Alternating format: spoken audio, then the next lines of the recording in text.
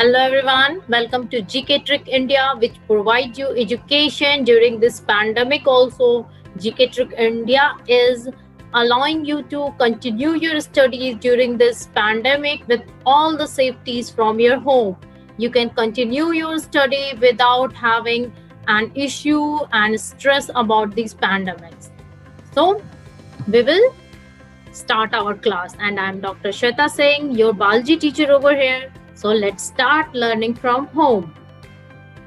Now, please set up your study space without background noise and start studying. Please put your mobile in landscape mode so video is in a good crop, well visible. Now take down notes which will help you further. So today we will start with respiratory system in humans. What is respiratory system? Respiratory system is the organ system that includes inhaling of oxygen and exhaling of carbon dioxide to fulfill the body energy requirements. What is respiratory system?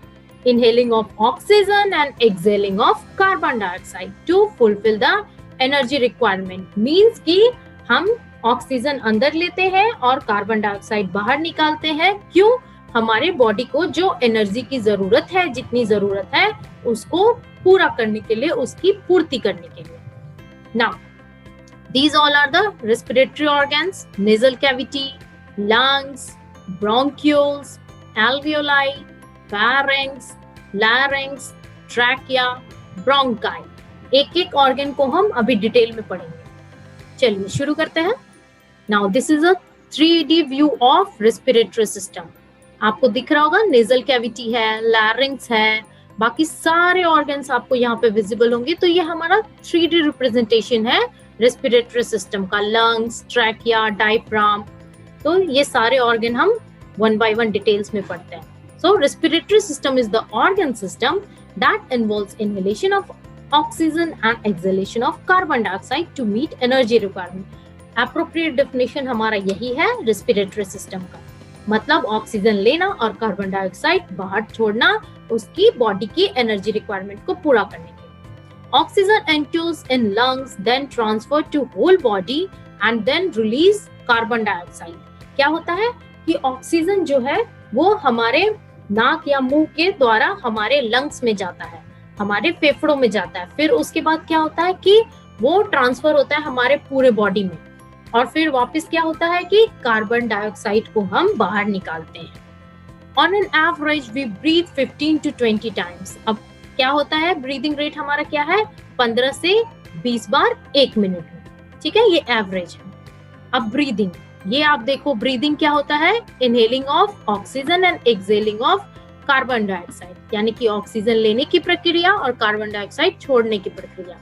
अब आप देखो mechanism in which oxygen is taken and carbon dioxide is released out.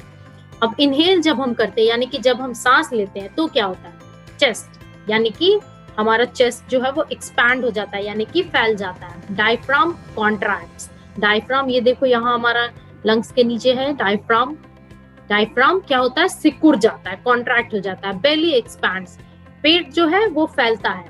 आप सांस लेके देखो, expand कर रहा है, और एक्सेल रिलीज करके देखो, तो क्या हो रहा है कि चेस्ट जो है वो रिलैक्स हो जा रहा है, डायफ्राम भी रिलैक्स हो जा रहा है, और बेली भी रिलैक्स हो जाता है. ठीक है, तो ये हमारा इनहेलेशन और एक्सहेलेशन का प्रोसेस है, मतलब कि सांस लेने और सांस छोड़ने की प्रक्रिया. चलो अब एक वीडियो देखते हैं, इसमें इनहेलेशन और एक्सहेलेशन. आप इसको देखो कैसे इनहेल कर रहा है. देखो इनहेल करते तो कैसे एक्सपैंड हो रहा है ना, चेस्ट, लंग्स एक्सपैंड हो रहे हैं. So nasal cavity, pharynx, lungs, bronchioles.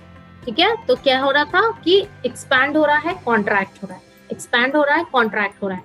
ऐसे ही इनहेलेशन और एक्सहेलेशन की प्रोसेस चलती रहती है, यानी कि जब तक हम जिंदा रहते हैं तब तक हमारी ब्रीदिंग की प्रोसेस चलती रहती है.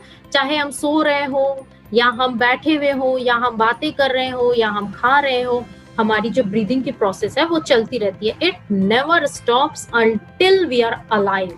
ओके, फर्क क्या होता है सिर्फ कि जब हम रिलैक्स कंडीशन में, नॉर्मल कंडीशन में बैठे हैं, तो ये ब्रीदिंग क्या होता है कि नॉर्मल रहेगी, बट जब हम एक्सरसाइज कर रहे हैं या फिर कोई फिजिकल एक्टिविटी कर रहे हैं तो वो इंक्रीज हो जाएगा। नाउ डिवाइडेड इनटू 2 पार्ट्स, क्या होता है कि 2 पार्ट्स में डिवाइडेड होता है रेस्पिरेटरी ट्रैक्ट। क्या होता है? अपर respiratory tract and lower respiratory tract, यानी कि ऊपरी भाग और नीचे का भाग। तो अपर रेस्पिरेटरी ट्रैक्ट में क्या क्या होता है? Nose, pharynx, larynx, and lower respiratory tract includes larynx, trachea, bronchi, bronchioles, diaphragm, ribs। तो बहुत ही इंपॉर्टेंट टॉपिक है और बहुत इंटरेस्टिंग भी है। तो अपर रेस्पिरेटरी ट्रैक्ट से हम कंटिन्यू करते हैं। Let's start. Upper respiratory tract includes pharynx, larynx and nasal cavity. These are upper respiratory tract. Now first, nose. Nose pulls air from outside to the body. Means nose हमारा नाक क्या करता है? बाहर से जो हवा है उसको अंदर हमारे बॉडी के अंदर लाता है।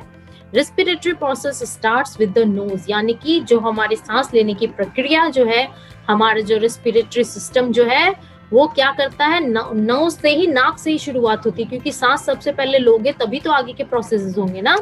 तो हम नोज और माउथ दोनों से सांस लेते हैं, लेकिन नोज से माउथ लेना बेनिफिशियल होता है। क्यों? क्योंकि hair present under nose which is known as cilia traps dust particle and foreign materials। अब क्या होता है कि हेयर जो प्रेजेंट होते हैं नाक के अंदर, जिसको कि सीलिया बोलते हैं, वो क्या करता है? डस्ट को ट्रैप करता है, यानी कि डस्ट और जो फॉरेजिन पार्टिकल्स हैं, जो भी बैक्टीरिया है, वायरसेस है, उनको काफी हद तक रोक लेता है, उनको नाक के अंदर नहीं जाने देता है, और इसी वजह से वो हमारे लंग्स तक नहीं पहुंचते हैं और हमें इन्फेक्शन नहीं होता। बट अगर हम मुंह से सांस लेते हैं तो बहुत सारे बैक्टीरिया और वायरस जो हैं वो हमारे मुंह से हमारे लंग्स तक पहुंच भी जाते हैं। Sinuses, hollow areas between the bones. अब क्या होता है? साइनसेस भी प्रेजेंट होती है नाक के पास ऊपर। तो साइनसेस क्या है? ये हॉलो एरियाज है, यानी कि खाली जगह दो बोन्स के बीच में। helps to regulate the temperature and humidity of air you inhale। अब साइनस क्या करता है कि हेल्प करता है टेम्परेचर को मेंटेन करने में। जो हम हवा जो सांस ले रहे हैं उससे भी टेम्परेचर को मेंटेन करता है, उसकी ह्यूमिडिटी को मेंटेन करता है, यानी कि कितना मॉइस्चर होना चाहिए, क्या होना चाहिए, इस सबको ये रेगुलेट करता है। Mucus, gelatinous substance traps foreign particle. Mucus क्या होता है? नोज में म्यूकस भी प्रेजेंट होता है, ये एक जिलेटिनस सब्सटेंस है, और क्या करता है? ये भी फॉरेजिन पार्टिकल्स जो डस्ट है, बैक्टीरियाज है, इनको ट्रैप करके रोक देता है वहीं पे नोज में ही। Now blood vessels present inside nose warms up the air and protect your body and lungs from cold. अब ब्लड वेसल्स जो प्रेजेंट है हमारे नोज के अंदर, वो क्या करते हैं? वो हमारे एयर जो हम सांस जो ले रहे हैं उसको वार्म कर देते हैं, मींस उसको हल्का गर्म कर देते हैं, ताकि हमारे बॉडी को, हमारे लंग्स ठंडा नहीं हो जाए। अगर ज्यादा ठंडी हवा को सांस ले लेंगे तो वो लंग्स तक चला जाएगा, तो हमारे लंग्स को, हमारी बॉडी को, सबको ठंडा कर देगा। इसीलिए ब्लड वेसल्स जो प्रेजेंट होते हैं हमारे नोजेस में, वो क्या करते हैं कि वो उनको वार्म अप कर देते हैं एयर को। Fluid present in nose moistens the air. Fluids जो भी प्रेजेंट होते हैं नोज में वो एयर को सॉफ्टन कर देते हैं। नॉस्ट्रिल्स प्रेजेंट होती है। नॉस्ट्रिल्स ये हमारे जो होल्स है जिससे हम सांस लेते हैं वो है नॉस्ट्रिल। और क्या करता है? नॉस्ट्रिल को कौन डिवाइड कर रहा है? सेप्टम ये सेपरेट कर रहा है नॉस्ट्रिल को। ओके, नाउ फेरिंक्स क्या करता है? Pharynx is also upper respiratory tract organ.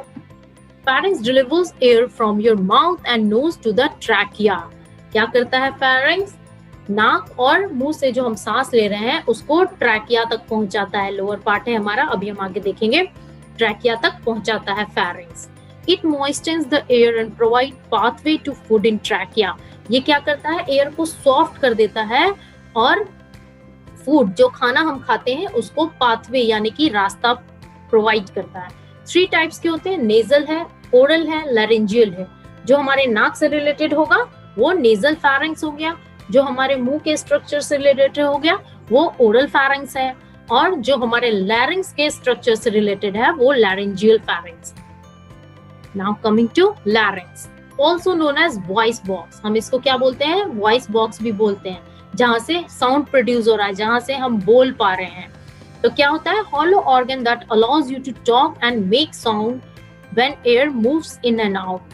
क्या होता है, ये एक hollow organ है, यानी कि खोखला, खाली hollow organ है, जिससे कि साउंड प्रोड्यूस यानी कि आवाज निकलती है जब एयर यानी कि हवा या तो अंदर जाए या तो बाहर आए।